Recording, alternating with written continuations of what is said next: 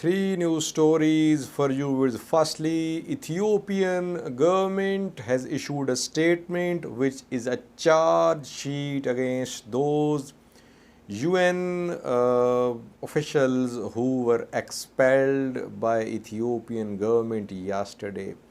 Ethiopian government has leveled some allegations against these UN top officials. We'll talk about that. Secondly, Tigray's government has also issued a statement. It is calling upon UN Security Council to invoke resolution number 2417.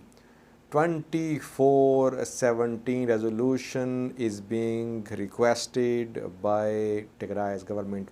What is this resolution? What does it mean? Lastly, viewers, Ethiopian president today and yesterday shared pictures showing her meeting with Obasanjo, African Union's mediator to resolve Tigray conflict. Ethiopian president in a statement said today that Tigray conflict can be resolved peacefully after she met Obasanjo last week. But today, a top TPLF intellectual has written an article about Obasanjo's mediation, an important article. It seems that TPLF has rejected Obasanjo's mediation. We'll talk about that article in detail. Firstly, viewers, Ethiopian government just a few minutes ago issued a statement. This statement is a charge sheet against 7 top UN officials who were told by Ethiopian government yesterday to leave Ethiopia within 72 hours. In yesterday's video, I said that Ethiopian government must explain the reasons behind the expulsion of these 7 top UN officials. Today's statement is about the reasons due to which Ethiopian government has expelled these top 7 UN officials. Ethiopian government has leveled serious allegations. Firstly, it says that these individuals were involved in diverting humanitarian assistance to TPLF. Secondly, it says that these UN officials supplied TPLF members with communication equipment. Thirdly, it says that UN officials violated agreed security arrangements.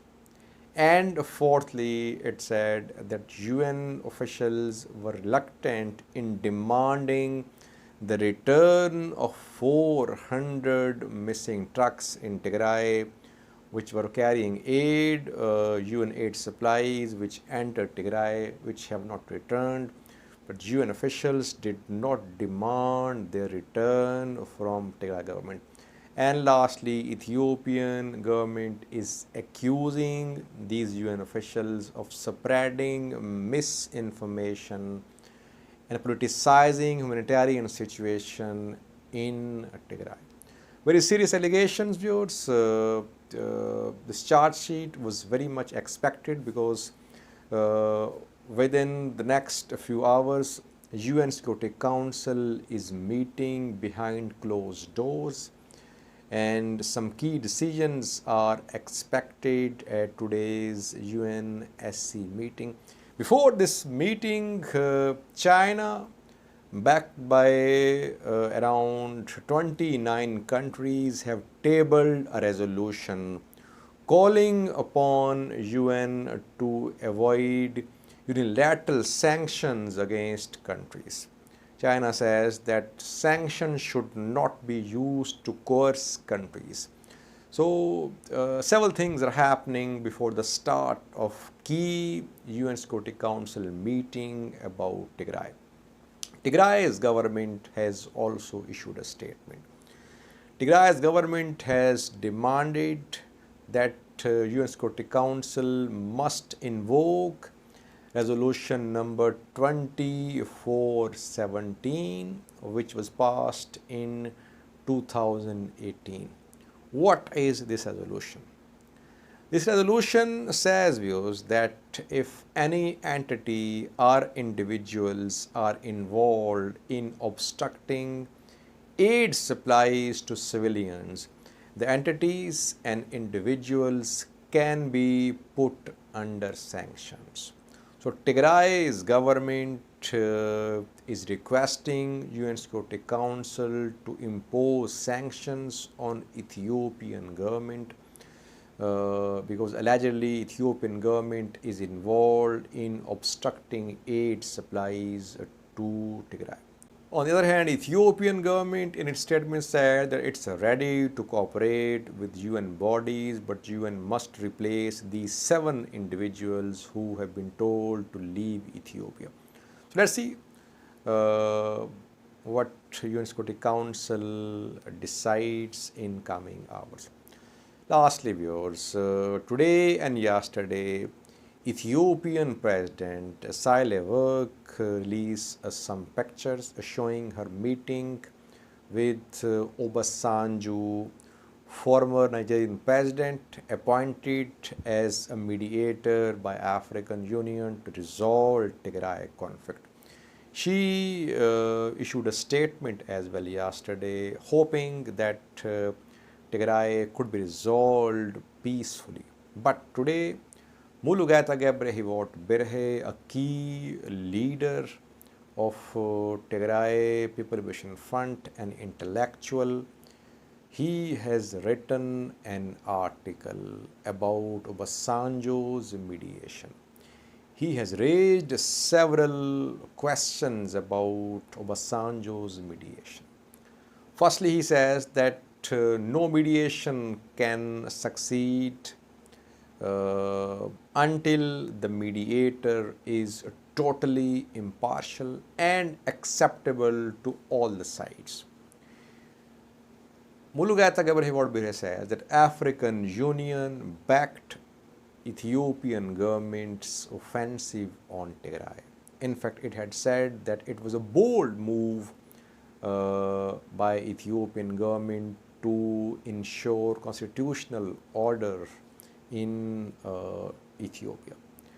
And secondly, Mulugeta Gebrehivot Berhe says that when EU, US decided against sending election observers to monitor June 21st elections in Ethiopia, African Union sent Obasanjo to monitor elections.